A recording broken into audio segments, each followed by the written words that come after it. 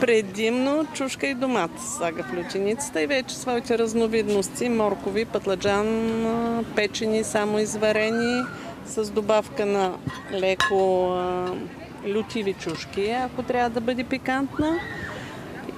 Предимно изпичам чушките.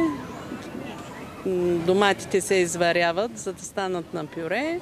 Чушката и пътладжана се изпича, изварява се, всичко се прави на огън. Приготвена е от розови домати и куртовска капия. Тайната е любовта. Това е тайната. С любов да работиш.